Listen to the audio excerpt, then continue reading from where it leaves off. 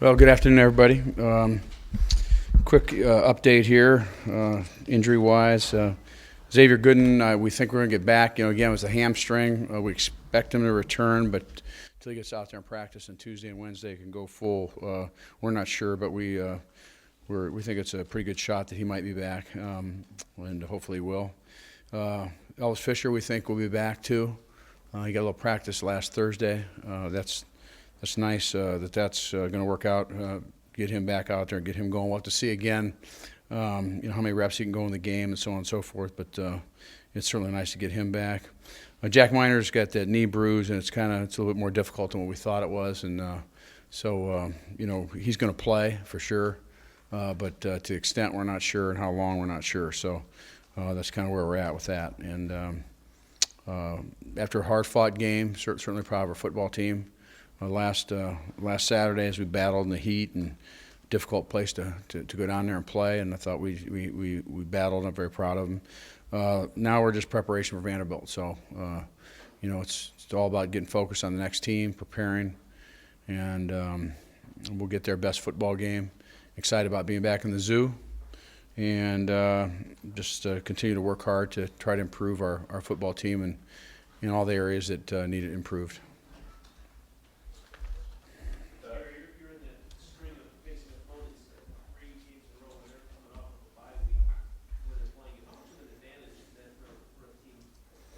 Honestly, I haven't.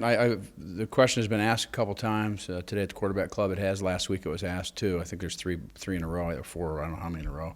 But really, honestly, I would like to have 2 weeks to prepare for everybody we play. Ideally, we would, And so I think, if you have it, it's good. And if you don't, you only think about it because it doesn't really matter. So, bottom line is we don't have it. We don't, and I really don't think about it much. I haven't talked to our players about it, and really it doesn't change anything we do. Bottom line is we got to still go out and play and win. So that's just how I see it. Getting Elvis back, even if it's on somewhat of a limited basis this week, how much does that help you up front? Well, it helps us. It certainly does. Obviously that experience level.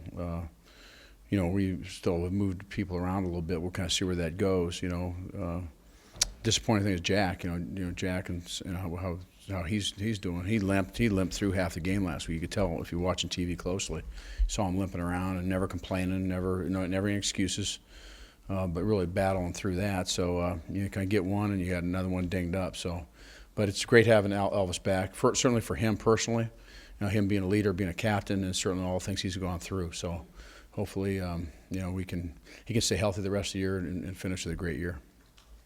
Regarding the third down conversions, I know part of the issue's been what you're getting on first and second downs, but what do you see is going on there? And does it seem like a crucial? Well, it's obviously it's crucial. We know the importance of that, and I think that's a very good observation that when you give yourself third and 7, 8, 9, 10, 11, 12. You're just percentage-wise, statistically, nationally, you decrease tremendously. And so, that's been part of our problem. If it's third and 3, 4, and 5, you have a much better chance. Generally, we're getting a breakdown here or there. And we've, as you well know, in the past, we've been, sometimes the best third down conversion teams in the country. But that's really kind of what's happened to us offensively. We get, an offensive lineman breaks down, or another play, a receiver breaks down, the quarterback, or running back or somebody, and that's frustrating. I've been doing this a long time, coaching offensive football a long time. But you persevere through it, and you keep battling through it. You understand with their players the importance of not having negative plays or having a 5-yard penalty when you're 3rd and 7, all of a sudden be going 3rd and 12, and those type things. And it gets a little bit psychological, with the team. It really does. And our practices are intense. We'll try to certainly create the environment in practice so that we can get better. But there's only one way you're going to improve. First of all, you got to work hard. But secondly, you got to go do it. You want to get confidence back, and you want to be able to play well. You got to get that back, and you do that by actually going out and doing much better on third downs and much better executing overall. It seemed like a pass protection kind of made some progress at South Carolina last week, 5 sacks. Was last week kind of a step back? Well, I don't really look at a step forward or step back. I don't really evaluate it that way. we just had some breakdowns. A couple times we probably could have got rid of the ball. The other times we had breakdowns, and we got to protect better, and we understand that, and there's the only one way. All you can do is you can work hard. That's all you can do. Work hard on fundamentals and make yourself better, and that's what we're going to try to do. That's the most sacks I remember a long, long time in a game since I've been coaching. I mean, I know you were going to go back and analyze every game I coached for the last 35 years, but that's way too many sacks. Kendall's run and Dorrell's catch, I think, were you guys' two longest plays since the Georgia game. I mean, can you talk about just the dynamic of how difficult it becomes on an offense if you're having to go 10, 12 play drives if you're not getting those big 30, 35-yard plays? Well, just big plays in general. If you get 10, 12, 15-yard, 18-yard plays, those are big plays. You don't have to have 35, 40 yards to have a big play. But when you're forced to have 14-play drives and not make any mistakes, that certainly causes a lot of stress on the offense. And so I think those are certainly true factors. But I also know too that when you get momentum and when you play with great enthusiasm, when it's a psychological edge that you get back, is when you have people around you making plays, and not just one or two guys, a bunch of guys. A great catch, a great run, a great throw, a great run after catch, and I think we got people that can do that, and we just gotta execute better and get that done. Gary, you've known Kendall's capabilities for a long time, but what did he do Saturday put him in a different light in terms of both obviously how he can catch the ball and run the ball and his explosiveness? Well, it's very typical how he's been since August. I mean, that's why he practiced all during 2 days. He's come out and he's been a difference maker. He was in that game, not only catching the football with the hands. He's got good hands and everything, but those couple runs he had in the last quarter, cutting back and going, I think, about 30 yards on one, and also getting a touchdown. Just his explosiveness and quickness and all those things are really good, and it's. A guy senior stood up and made some plays, and that's what we need. Jerry Sheldon's had a strong one. Just what's inside of him that's allowed that? Oh, I just think he probably doesn't like the word mature. Maybe it's a combination of all those things. I think it's his being in the football program, him being here through the summer during two days, him being around his teammates, him playing more. Just experience-wise, it's another year. But yet he's in better shape. He's stronger. He's quicker. He's faster. He understands the defense better. Excellent coaching by Coach Golgowski, and I'm very serious about that. I mean, Coach Cools, is a great coach, defensive line coach, and so I think all those things and him trusting us and a combination of a lot of things, I think happens. But I said before, as I've said before in here, he's very, very gifted, and his movement for a guy that weighs 295 pounds. And how he runs is really amazing. And the great news is he's working really, really, really hard to be the best he can be. And I see him before the game pull the whole defensive line up, and he's talking to them, leadership, and it's really really very, very positive stuff. And I'm really proud of him, as he's grown in the program, and that's it's neat to see that.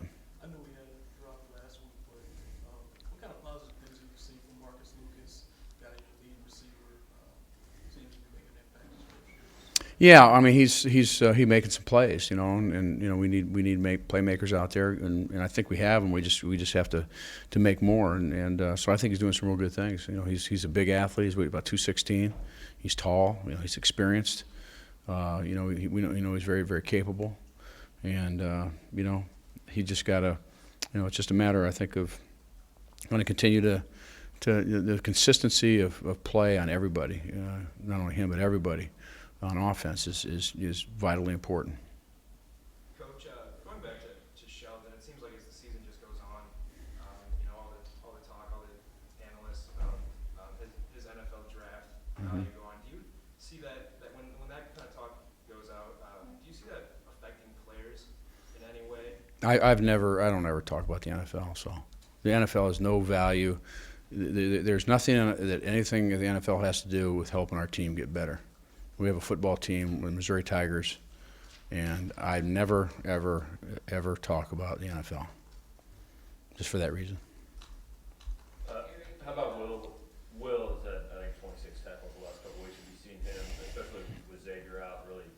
Yeah, he's senior, but Will's a talented player. I mean, he's just been hurt his whole career, and now you see him play week after week, and you see what kind of player he is, and how tough he is, how competitive he is, and he's a senior. He's captain, leader, and doing some really great things on a consistent basis, consistently.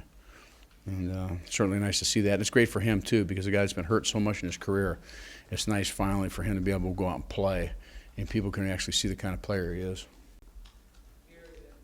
James' ability to run the ball last year was such an effective part of your guys' offense. It hasn't quite gotten off the ground so far this year. Is that a byproduct of the way people are playing that, or is that something that's going to even out, confidence going to even out as the year goes on?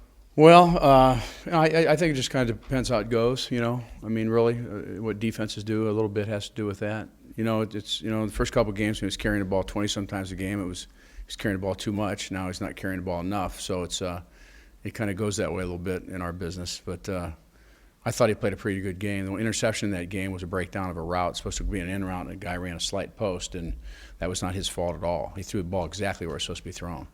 And some people, obviously, you wouldn't know that if you didn't know the design of the play and the route and so on. But his mobility, I think, is important.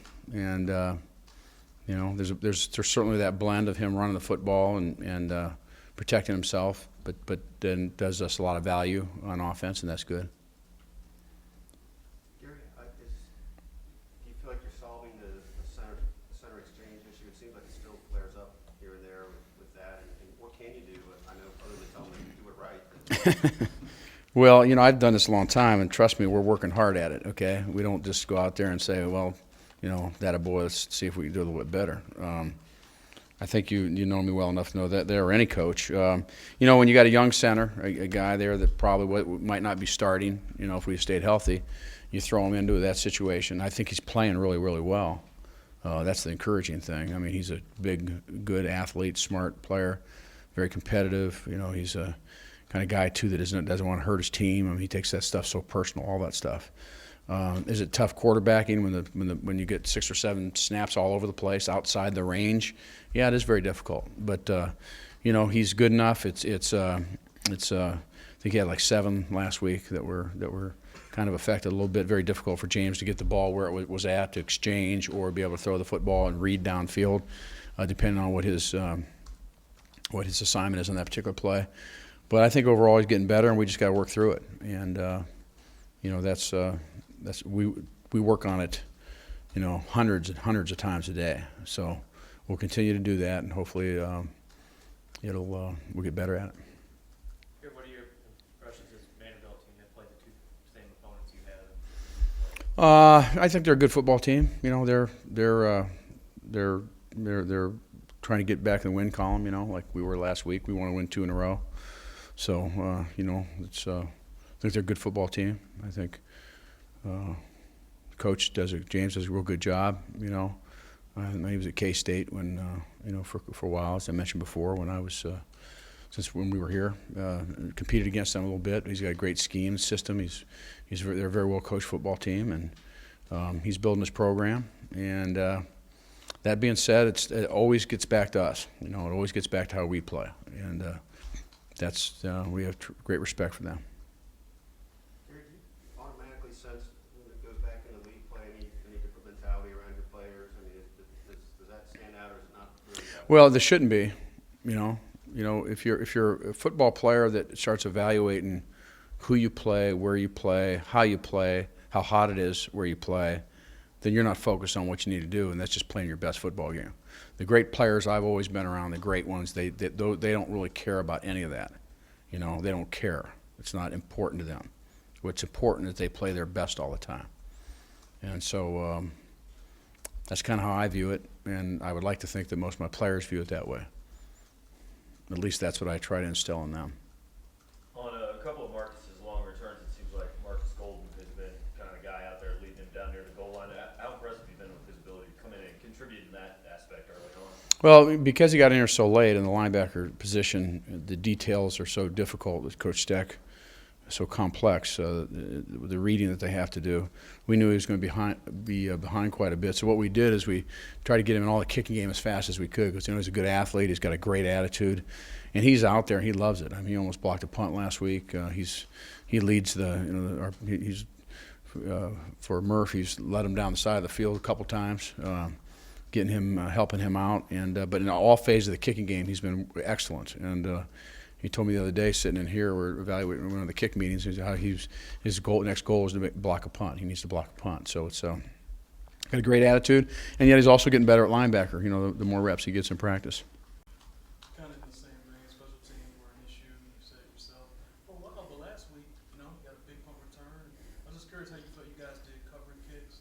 Oh, the field position flip last week was amazing. I mean, our defense the first half got the ball almost every time, 20-yard. We probably averaged an 18, 20-yard line the entire first half. Trouble is we weren't keeping it, and they weren't getting off the field. Combination of both. We weren't keeping it, and we had long fields almost every single time, except one, I think, to the minus 47-yard line, and they got out of that drive. But our field position was drastically different. The punting was better. The coverage was better. Our kickoff return was better. We had one midfield. Murph got one up there. We had the punt return for a touchdown. There was just a lot of positive things, and our kickoff coverage was better. So, drastically different, and that's the way it should be. And not always against, doesn't mean you're always going to get this huge advantage in the kicking game, but you don't want to ever come out of the game where it's a disadvantage. Sometimes you play a real good team, and they're playing a great kicking game, we're playing a good, and it's almost a stalemate. Well, a stalemate's fine, but you don't want to have that on their side of the ledger, okay? You don't want that. You want that on our side, or it's even. And so it's not going to always come out that pretty, but the impact on the kicking, on field position, the kicking game is just remarkable. It's we didn't give our defense one time short fields, and that was good. The snaps and holds were okay too. Yeah, they were good. The first snap was kind of off to the right a little bit, but the rest were pretty good. Holds were good. Just all the fundamentals were better. Of everything we did, and really disappointed the week before. I know Trey and Christian were being last week for the lineup. Did Trey kind of set himself apart in practice? Well, what they do is we have competition. We do on Tuesday, Wednesday practice, both those days. There's a lot of different punting that we do, and specialty we have team punt. We have different things that we do, pull out punt, those kind of things. We just evaluate it, and Trey was competing, and he was close, and so he went out and did it and did a pretty good job overall. And the one time we had a 55-yard punt, the one that we flipped the field position completely, I think down to the 16-yard line or 12-yard line, right around there. That was huge, and he also probably had his best kickoff day this year. I mean, he really did a good job. Not only did he get a couple in the end zone, but he also had some real 4-0 hang times. And when you get up those numbers, I mean, it just allowed us to get down there and get some. I think a couple times, or at least one time for sure, it was on the 14 or 15-yard line. And the hang time, that's what it was all about. Control Brothers had that big hit. I think it was towards the end of the game. Gary, how much do you think that was a response to being challenged on the jobs last week? And does a guy sometimes? Oh yeah, I think it does. I mean, that's why you do it. That's why you do it sometimes. You just kind of get frustrated that we're not making the progress we need. So, just that's not the only position we do that. We do that to several positions. That was one, obviously, of note. But that goes on quite a bit, and just make it competitive. And I think it just kind of sometimes if a guy's a good competitor like he is, it kind of refocuses him a little bit. And his big thing, he wants to help his team, and I know that. And I think he felt good about how he played last week. And now it's all about consistency. It's all about, can you do it? You're not going to be perfect all the time, but that degree of consistency that I think we have our whole football team except for our offense right now, and that's I think we can get it. We certainly got some issues, but I think we can get it. I think we're talented enough, and so nothing will make me believe different.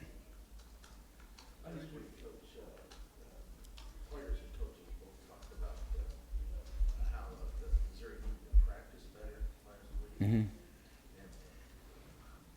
So do you feel like that was accomplished during the week, and how do you continue that? Well, anybody knows me philosophically. There's just no question about it that there's no way you're going to become a better football team unless you practice better. And and not only as an individual practicing well, but as a group, as a team, as a unit. If you're an offense and you're repeating 40% of your plays in practice as a unit, that's how you're going to play. Okay, and so what we do is we work on those things. We work on each player constantly, and that's the only way you're going to get better. There's no other way you can get better now. You can study film, experience of playing them makes you a little bit better. You can study video, your preparation, your 48-hour preparation, where you're kind of mentally making sure you're focused right. Those things can improve, but from the standpoint of 11 players out there executing on offense, there's only one way you're going to get better at doing that. It's not going to miraculously happen game day. It's not going to happen. It won't, okay? It doesn't work that way. You go out there and practice. And I thought we did things better, okay? Was it where we need to be? No. But I think it's getting better. And what happens a little bit, too, is, I've done this for so long. What happens, too, is, there's anxiety you create a little bit, You're almost like waiting for somebody to, drop the football or miss a block. Somebody's going to mess this up. And the only way you persevere through it, you just battle through, you grind through it. And then all of a sudden, you come out and you get a few series in a row, you score a couple of touchdowns, then you're ready, then you're rolling. And so we're going to work hard to do that. It's obvious you can't score 2 touchdowns a game and win. At this level, you can't do it. And so, we're capable, and we got to coach better. I got to coach better, and we got to do better. I know you mentioned you were unhappy with the tackling against South Carolina. But how do you feel it was last week? And Steck even mentioned there might be an extra tackling period or 2, extra tackling. Yeah. We always work on tackling. The different types of tackles we always work on. Like I mentioned before, it's fundamentals. It's emphasis that Steck and the defensive staff placed, but it's also focus. And as Coach Steckel and Coach Yost talk to the team about becoming better. It's you increase your focus, how you do it, and you also fundamentally get better. You're still going back and fundamentally executing on field. You have to execute it in practice, and so tackling was an area that we needed improved. But I think as much as the fundamentals, which was important, it was the focus and the razor-like intensity and focus on each play that you do those things better. You mentioned that under a normal year, you guys wouldn't have a schedule like that, where you have those 3 teams in a row that you would face. I was just curious how the wear and tear of those accumulated 3 games compared to other 3-game stretches in the past. Well, I think what happens is anybody that knows that I call it intelligent scheduling. We've done that since we got here. 12 years ago, we started scheduling the right way. And I'm not going to go philosophically through it. Most anybody could been around me knows what that is. And you look at other people in the country, the top 10 people, kind of just go get online, look at their schedules. Okay. And for example, and we had to do it, and no one's complaining or crying about it. We had to do it, but there's no way in the world we'd have scheduled Arizona State in between, 2 teams, 2 of the best teams in our division. We would never do that, okay, ever. Okay, we would not do that. We would not schedule, Central Florida down there. They're a good program. They're real good. They're the first SEC team ever to play there, and and they're a real good team, and that was very difficult, like we knew. And we wouldn't be scheduling Syracuse in the middle of November. So there's reasons why we had to do it a year ago, and those are very good teams. But what happens is that in this league, and it was the same way in the Big 12, it might be even emphasized more in this league, is just the battle, the physicalness that there is, and to make sure that you schedule the right way to give yourself a chance to be successful, and a better chance to be successful. And I think you can see how, and it's real obvious if you go see other people's schedule. That's what we've done in the past, and we'll continue. We will do that, and we'll do it the best we can. Last year we had no choice, and I'm also being very complimentary of those programs. By the way, when I say that, I'm being very complimentary of them. But we play a pretty tough schedule. You don't need to load up all over the place. Like you said, when you do that, there's a physical toll. There's a physical toll and a mental toll. It takes its toll. There's no question about it. Have you seen some of these scores around the country? Is it kind of blow your mind, the numbers? Well, I wish we could have some of their points. We've been in the past very explosive teams, and I still think we can be. But I don't pay much attention to what's going on. I have enough things to focus on here. But something remarkable on the way back on the jet the other day. From our game in Florida. People are throwing these scores at me. I'm just shaking my head. So I don't know. Crazy. Gary, do you want to see James do what he did on Kendall's touchdown run and get in there and block a guy or 2? Or is that Yeah, I did that. That was he didn't lay out, throw his body out, but he just got in the way, and he's a competitor, and I think it's certainly, there's nothing wrong with what he did there. Are you encouraged with James playing from Saturday that, his shoulder issues? Yeah, we're not even talking about shoulder anymore, so that wasn't even mentioned. So that's over. So he's back, and expect him to get better. And we just I think we got talent. Everything we do. I think seeing DGB out there, you just saw him. And the more he learns, and it's a very difficult offense. And you can sit there and throw 2-3 different sets out there and put him at 2-3 different spots, but there's a tremendous amount of things to learn in those things. And so the more he learns, the more we can get him involved. And you get him on stride with just one catch, and you can see what he can do. We've seen it in our scrimmages also. That's encouraging. And I think we have other playmakers out there too. For a guy like that, Gary, just even though he's done it in practice, just doing that in a game, how much do you think that advances his own confidence? Oh, I don't think there's any question about it. It's great confidence. And he's just got a great burst. He can run. He's one of those guys too that when he's running, you don't think he's running that fast, except nobody can catch him. And nobody's within 10 yards of him in the game, and that's happened on our practice field too. So there's no question, but you got to do it. You can talk about it all the time, but you have to be able to do it in the heat of the battle in order to gain confidence. That's what ratchets up your confidence, and certainly, I think that did it for him, and that should be encouraging for our quarterbacks and the rest of our offense also. Okay, thank you. Appreciate it.